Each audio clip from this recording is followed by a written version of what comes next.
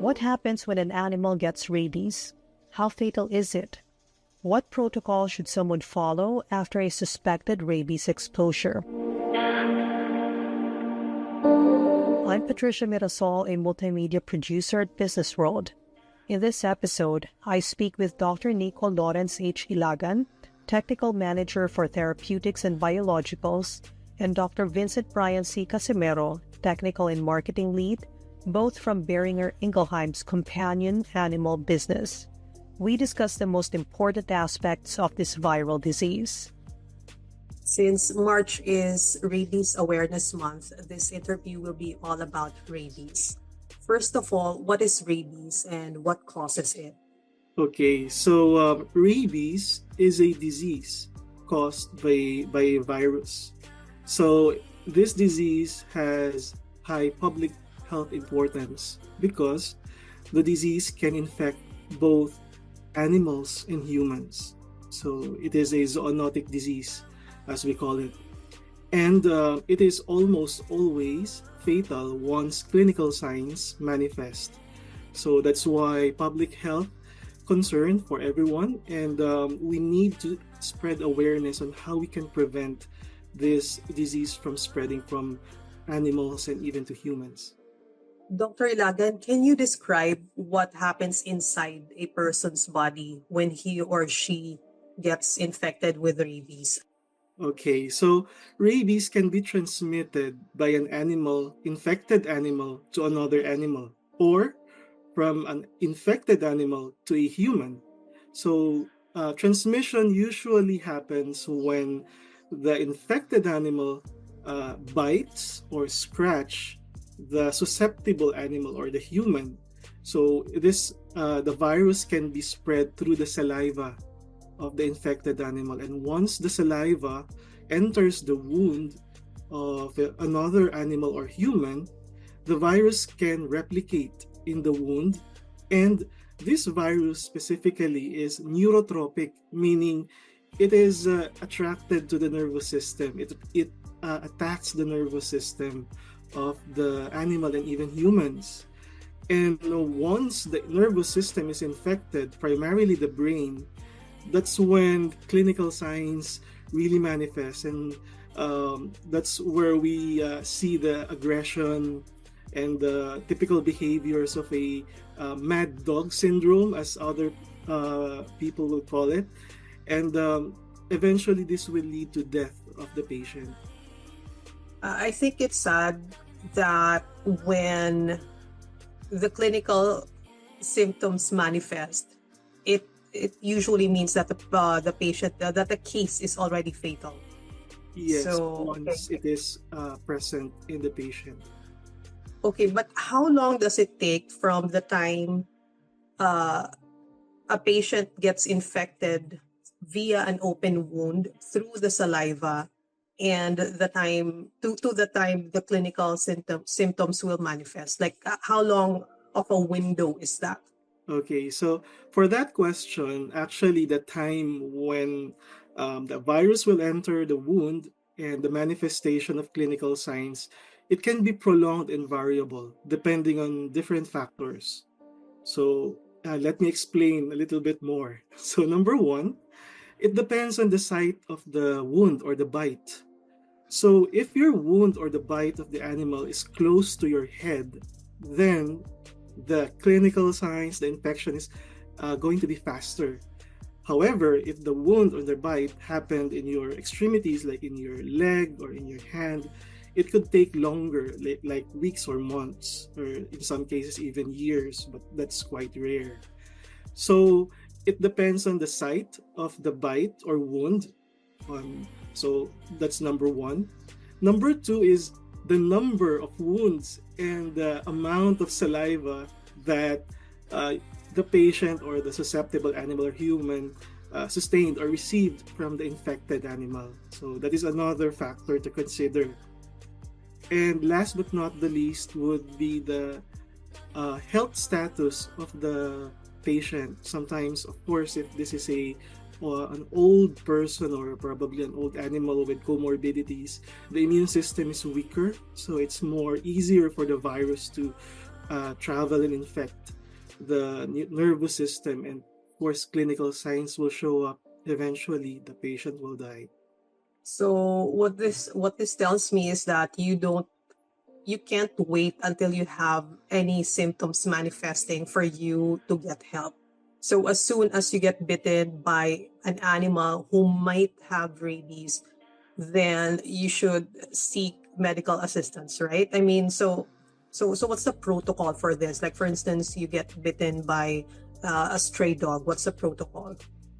Okay, so I agree that the case should always be immediately reported to the nearest hospital for medical attention.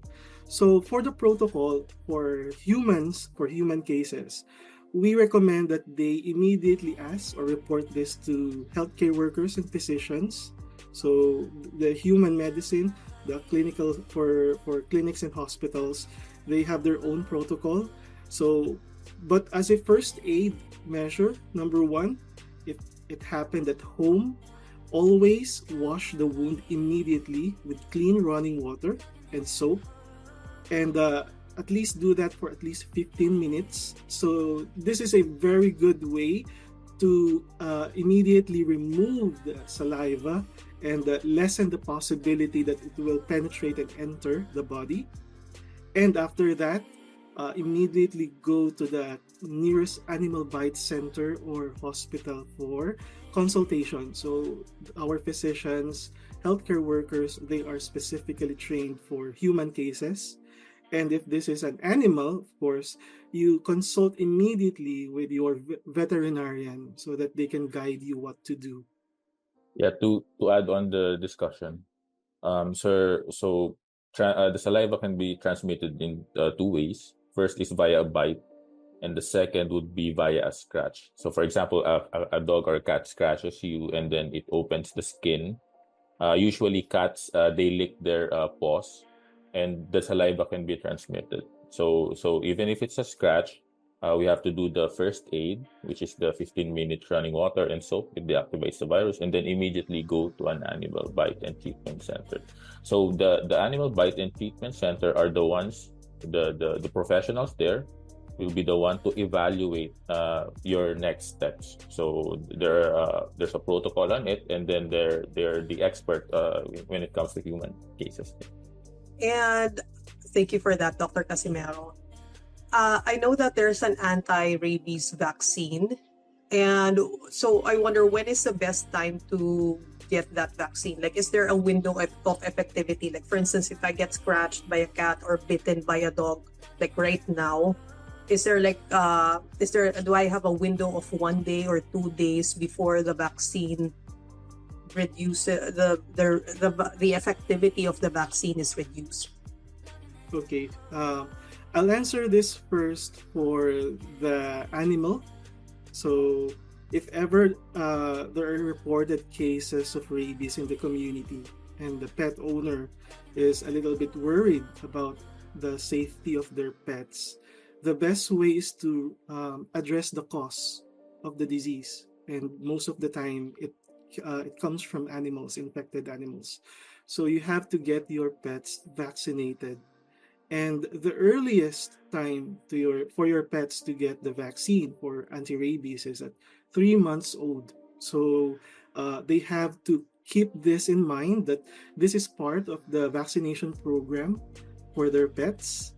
And every year, they should do the booster vaccination for their pets. So always go back to your veterinarian and ask for the booster vaccination every year to keep your pets highly protected against the disease.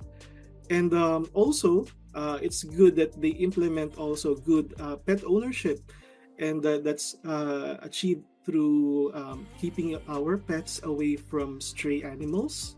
If you have pets, always keep an eye on them. Don't let them go out without supervision. Sometimes there are other animals around that we don't know if they are infected or not. So we have to be responsible in looking after our pets.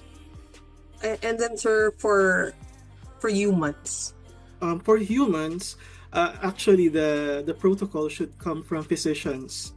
They have their own protocol. They follow regulations coming from government and other specialists. So we recommend that if the victim, the human victim, was bitten and they are suspecting that the animal is rabied, of course, as discussed earlier, first aid measure, wash the wound properly, disinfect, and immediately go to the nearest animal bite center.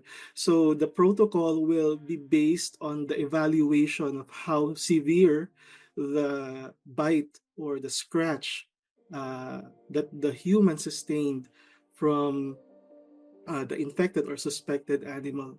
And I may also add additional point, if ever they are suspecting that the animal is really rabid, always report it to the local community, to the LGU, so that they can capture it, and it will undergo quarantine for 14 days. So it will be under observation. That would help the human doctors decide what to do, because we have to secure, is it really a positive rabies case? That's the first thing we have to verify, and it can be done if we capture the animal and monitor it for 14 days. If ever you have a dog, and as part of responsible pet ownership, if your dog gets vaccinated, please keep the vaccination record. So in any case, or in an instance na your pet accidentally bites another person or you would have a proof when the vaccine was given to your pet, because the treatment or the prevention approach that will be done by our counterparts sa human medicine will be based also on that. So it's good to have a vaccination record. I was going to ask about responsible pet ownership, because of course it's also the cases of rabies here in the country is also a matter of pet owners, fur parents being responsible about their fur babies. Okay. So Dr. Ylagan mentioned the term asong ulol, which translates to crazy dog. And I read somewhere that the reason why dogs go crazy when they have rabies is because they feel that they're drowning because their lungs are now filled with water. Is that true? Okay, so just to explain that kind of information. So usually when the animal is rabid, so there are different phases of infection that usually happen. At first, we call it the prodromal stage, the early part of infection. So the animal is usually seeking solitude, and it is anxious. There is a certain change in behavior. That's the first thing that the owner could notice. And this could last for at least 1 to 3 days. So this is the beginning of the clinical signs it will manifest. The second one is the furious form or the aggressive form of the rabies. So the disease is already progressing. And this is the time when the dog is really mad, like crazy, as other people would describe it. And it's very, the people around should be very careful not to immediately touch the dog or go unprotected, because at this point, the dog can bite and it will attack. So it's very important that everyone is prepared. And at this point also, the dog is you may observe hypersalivation, because the virus, once it is already inside the body, it completes infection in the nervous system, the brain is already infected. It will go out, it will travel in our salivary glands in the mouth. And in the salivary glands, they produce a lot of saliva, and that's where the virus will go out. So there's hypersalivation happening. The second thing that would happen is that there could be paralysis of muscles, and this can happen in the throat of the animal and even in the limbs. So that is where we can see that the animal is like drowning, because the saliva is already going inside and the animal cannot control how they swallow. So it's difficult for them to swallow or to eat, and it appears that they're drowning from their own saliva. And last but not the least, paralysis. So it will eventually, since the nervous system is infected, it could lead to paralysis. And once paralysis happens, the dog or the animal can no longer move properly. This is called the dumb stage, as they say. And the animal appears to be very weak, but the pet owners and even the public, they might have misunderstood that, okay, the animal seems to be less aggressive, I can go close to the animal. So we have to warn them, no, it doesn't mean that the animal is paralyzed, it will not bite, it can still bite you. So we have to be very careful. And eventually, because of failure in their muscle, they can no longer swallow, they're paralyzed, they cannot eat nor even drink properly, they will die. And so that's why it's 100% fatal. That sounds so sad. Yes, rabies is a very agonizing disease. That's why we really wanted to share awareness to the public that we don't want to see people dying from rabies. It's very difficult to watch. And once the clinical signs are here, we can no longer do any medical intervention. We have to isolate the patient and wait until the whole infection will end, and it could lead to their death eventually. So that's true for animals and even for humans. Yeah, that's why we're supporting the Rabies Awareness Month, because it's a 100% fatal disease, but it's also 100% preventable. So this can be done via vaccination, the disease awareness, and the management of the number of dogs in a community. So those are the three crucial steps that are being done also to support this and control disease. I like what you said, that it's 100% fatal, but it's also 100% preventable, which makes this statistic, which I'm about to share, a bit sad, really sad, because according to the Department of Health, there were 354 cases of rabies in the Philippines between January 1 to September 14, 2024. And the DOH said this was a 23% increase from 2023, and that also all these 354 human patients from 2024 died.